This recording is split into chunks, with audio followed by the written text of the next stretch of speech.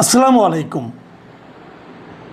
শেখ হাসিনার দেশে ফেরার যে ঘোষণা উনি দিয়েছেন, যেটা বিদেশি সংবাদ মাধ্যমে প্রচারিত হয়েছে, সেটা নিয়ে প্রথমত দু ধরনের কথা শোনা যাচ্ছে। এক ধরনের কথা হলো যে উনি আসবেন না, এমনি একটা রাজনৈতিক একটা স্ট্যান্ডবাজি করেছেন। আর দ্বিতীয়টা হলো ওনার যে চারিত্রিক বৈশিষ্ট্য, উনি অবশ্যই আসবেন এবং আসার পর দেশ জুড়ে একটা রাজনৈতিক অস্থিরতা শুরু হবে। সরকার কঠোর অবস্থানে যাবে, আওয়ামী লীগের নেতাকর্মীদের গ্রেপ্তার, তাদের পেছনে পুলিশ লেলিয়ে দেওয়া হবে, এরকম নানা ধরনের ঘটনা ঘটতে পারে। এটা গেল প্রথমত এক ধরনের কথা। আর দ্বিতীয় যে ধরনটা, সেটা হলো যে উনি আসলে এটা কেন বললেন, অথবা এই নিউজটা রয়টার্সে কেন ছাপা হলো, এই ছাপা হওয়ার পেছনে কী কারণ থাকতে পারে, এটা নিয়ে নানা ধরনের গবেষণা। এবং এই গবেষণার পেছনে আমি মূলত তিনটা কারণ আমি মোটামুটি দেখতে পাই। মানে আমি যদি প্রথমত ধরে নেই যে আসলেই এই ইনফরমেশনটা, এই নিউজটা যা ছাপা হয়েছে তা সঠিক, তাহলে কেন হতে পারে তার, এবং কিভাবে হতে পারে তার সম্ভাব্য আমি তিনটা কারণ দেখতে পাই। আমি সেই কারণগুলি নিয়েই আজ আপনাদের সঙ্গে কথা বলতে চাই। প্রথমত হলো, আমি যেটা মনে করি, এই ঘোষণাটা শেখ হাসিনা দিয়েছেন, একই কথা উনি দুবার বলেছেন। প্রথমবার বলেছেন উনি ডিসেম্বরের মধ্যে আসবেন, এবং দ্বিতীয়বার বলেছেন ওনার সঙ্গে ওনার সিনিয়র নেতারাও আসবেন। এর মধ্যে সিনিয়র নেতাদের মধ্যে দুজনের তো আমি ইন্টারভিউ দেখলাম, ভিডিও ইন্টারভিউ দেখতে পেয়েছি। একটা হলো আসাদুজ্জামান খান কামাল, যিনি স্বরাষ্ট্রমন্ত্রী ছিলেন, ওনার একটা বক্তব্য দেখলাম। উনি বলেছেন যে ওনার নেত্রী খুবই দূরদৃষ্টি সম্পন্ন, এবং উনি এখন বলেছেন তো ওনারা সবাই আসবেন। আরেকটা দেখলাম, মানে শেখ হাসিনা সর্বশেষ যিনি শিক্ষামন্ত্রী ছিলেন, মুহিবুল হাসান চৌধুরী নওফেল, ওনার একটা ইন্টারভিউ দেখলাম। ওনারটা খুব গোছানো ইন্টারভিউ, এবং উনি বাংলাদেশের কী অবস্থা না অবস্থা এগুলো বর্ণনা করেছেন একটা সংবাদ মাধ্যমের কাছে। তো এই দুটোর ইন্টারভিউ থেকে কিন্তু আমার মনে হলো যে শেখ হাসিনার এই ঘোষণাটা ভারতে অবস্থানরত আওয়ামী লীগের নেতাদেরকে বেশ টাচ করেছে, এবং তারা এটা নিয়ে বেশ চিন্তিত, এবং মানে সেভাবে প্রস্তুতিও হয়তো বা অনেকে নিচ্ছেন।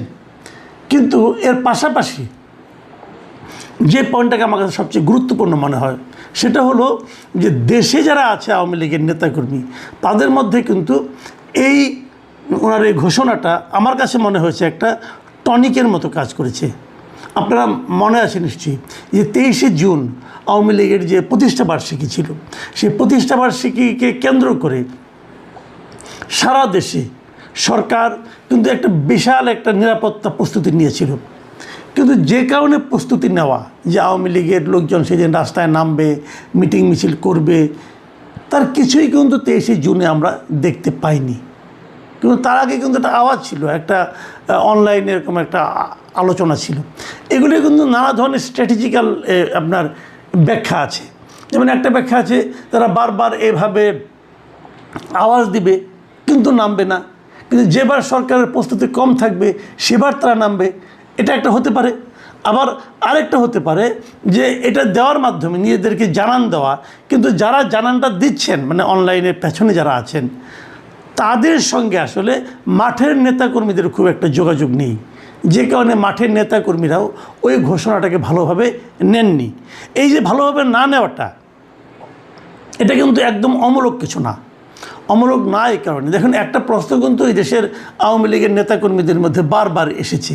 তারা বলেছেন যে এই যে 5ই যে অগাস্টের যে ঘটনাটা ঘটলো 2024 সালে, এই ঘটনায় অনেক লোক চলে গেছে দেশ ছেড়ে, অনেকে আহত হয়েছে, অনেকে মারাও গেছে, অনেকে গ্রেপ্তারও হয়েছে। বাট ইন্টারেস্টিংলি শেখ হাসিনা কিংবা তার পরিবারের, মানে শেখ পরিবারের কেউ কিন্তু ধরা পড়েনি। সবাই দেশের বাইরে চলে গেছে, সবাই। ওনার পরিবার তো অনেক বড় পরিবার, এবং এই পরিবারের প্রায় সবাই তো কোনো না কোনো গুরুত্বপূর্ণ দায়িত্বে ছিল, এবং এই সবগুলি দায়িত্ববান ব্যক্তি যারা ছিল সরকারের, তারা সবাই কি করে আগে ভাগে দেশের বাইরে চলে গেল। তাদেরকে কে যেতে বলল? এটা কি শেখ হাসিনা নিজে বলেছেন যে তোমরা চলে যাও, আমি থাকি? যদি সেটাই হয়, সেই কথাটা উনি দলের নেতাকর্মীদেরকে বললেন না কেন? সারা দেশের নেতাকর্মীদের অসহায় অবস্থায় রেখে উনি নিজের পরিবারের সবাইকে নিরাপদে বিদেশে পাঠিয়ে দিতে বললেন কেন? এই প্রশ্নটা কিন্তু আওয়ামী লীগের অনেকের মধ্যে এখন অলরেডি কিন্তু আলোচিত হচ্ছে। তো সেই আলোচনার কোনো জবাব কিন্তু আমরা পাইনি। শুরুর দিকে আমার কাছে মনে হয়েছিল যে আওয়ামী লীগ বোধহয় নতুনভাবে গড়ে উঠবে, এই নতুন লোকগুলির মাধ্যমে গড়ে উঠবে। এটা উঠতে পারতো যদি আওয়ামী লীগকে স্বাভাবিক গতিতে চলতে দেওয়া হতো, যে কাজটা ডক্টর ইউনূসের অন্তর্বর্তীকালীন সরকার করেনি। এবং অন্তর্বর্তীকালীন সরকার এই কাজগুলো না করার মাধ্যমে বরঞ্চ আওয়ামী লীগের স্থানীয় নেতাকর্মীদেরকে চাপের মুখে রাখার কারণে এরা বাধ্য হয়েছে ওই পালিয়ে থাকা সুবিধাবাদী নেতাদের অনুসরণ করতে, তাদের নেতৃত্ব মেনে নিতে। কোনো উপায় ছিল না স্থানীয় নেতাকর্মীদের।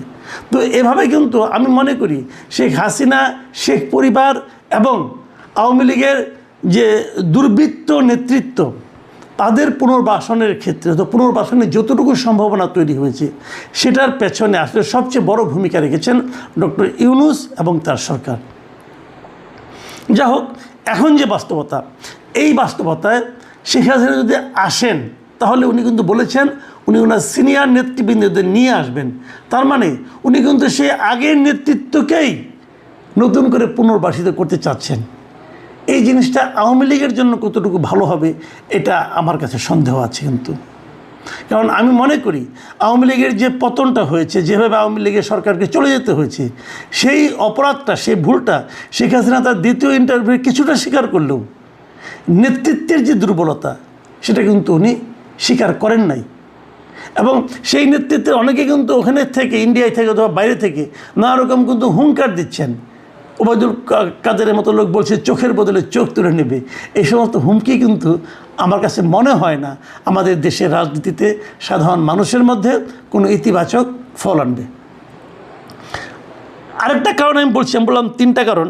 আরেকটা কারণ হলো আমার কাছে কেন যেন মনে হয় যে এই কারণটা আমার কাছে মনে হয়েছে এই কারণে যে দুটো ইন্টারভিউ ছাপা হয়েছে, দুটোই ছাপা হয়েছে, একটা হলো এনডিটিভি আর একটা হলো রয়টার্স দেশের বাইরে একটা প্রতিষ্ঠান। কিন্তু প্রতিষ্ঠান হলে কী হবে, রয়টার্সের এই রিপোর্টে যিনি লিখেছেন, ইন্টারভিউটা যিনি করেছেন, তার নাম হলো কৃষ্ণা এন দাস। মানে কৃষ্ণ এন দাসের অর্থ হলো উনি ভারতের বংশোদ্ভূত। তার মানে উনি ভারতে, ওনার লেখাগুলিতে ভারতের পারপাস কিছুটা সার্ভ হতে পারে বলে কেউ সন্দেহ কিন্তু করতেই পারেন। এবং অনেকে যদি এমন কথা বলেন যে এই সমস্ত আন্তর্জাতিক সংবাদ মাধ্যমগুলোর যারা নাকি ভারতীয় রিপোর্টার যারা আছেন তাদের উপর, তাদের বক্তব্যের উপর, তাদের কাজের উপর অতটা ভরসা রাখা যায় না। কারণ তাদের বক্তব্য এবং কাজের মধ্যে ভারতের স্বার্থসিদ্ধির একটা বিষয় থাকতে পারে। এবং এখানেও এই কৃষ্ণা এন দাসের রিপোর্টটাতে, এই ইন্টারভিউটাতেও সেই একই রকম কথা অনেকে বলছেন। আমাদের বাংলাদেশের একজন লোক যিনি এই মুহূর্তে পাকিস্তানে আছেন, উনি বাংলাদেশের এক সময় লেখালেখির সঙ্গে জড়িত ছিলেন, মিস্টার মাসকুয়াত আহসান। উনি চমৎকার একটা সোশ্যাল মিডিয়ায় একটা পোস্ট দিয়েছেন এবং সেখানে উনি বলেছেন, আমি ওনার লেখাটা আপনাদেরকে বরং পড়েই শোনাই।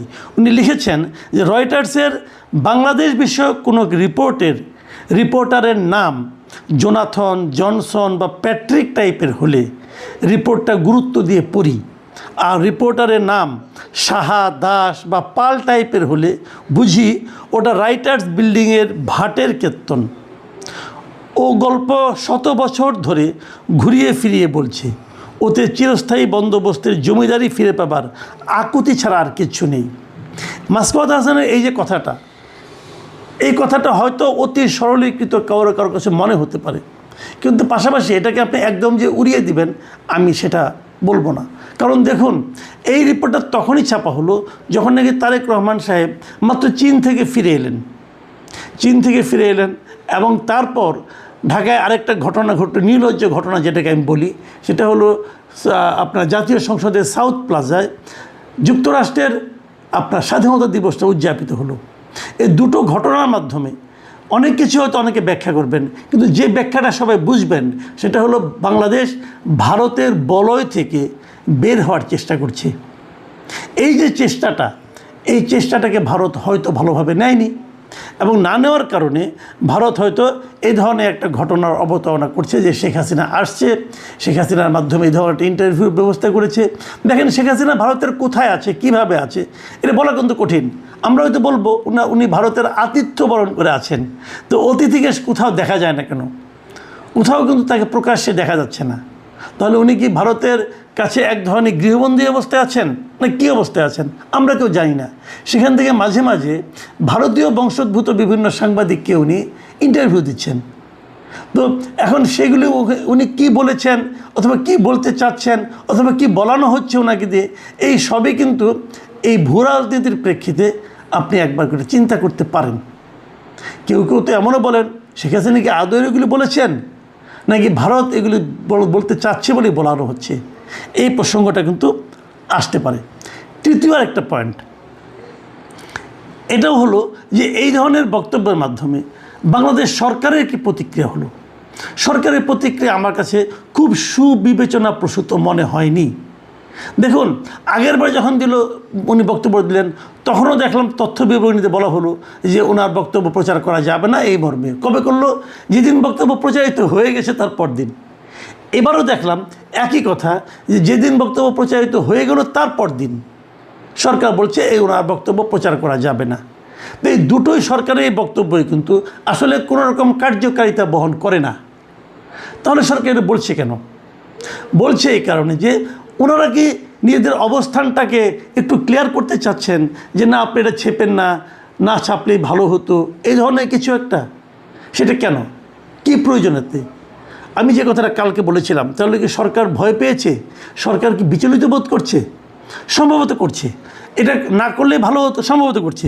কী কারণে বলছি আমি একটা ঘটনা বলি। প্রথমবার যখন ওনার এইবার যখন দুদিন আগে যখন নাকি বলা হলো উনি ডিসেম্বরে আসবেন, তখন আমি এই আন্তর্জাতিক অপরাধ ট্রাইব্যুনালের যে chief prosecutor mister Aminul Islam ওনাকে বলতে শুনলাম, উনি বললেন যে ডিসেম্বরে কোনো পারলে এখনই আসুক। আমার কাছে কিন্তু ওনার কথাটা তখন ভালো লেগেছিল। কিন্তু আজকে উনি আরেক কথা বললেন। আজকে উনি বলছেন যে কথাটা উনি বলেছেন যে ভারতে নির্বাসিত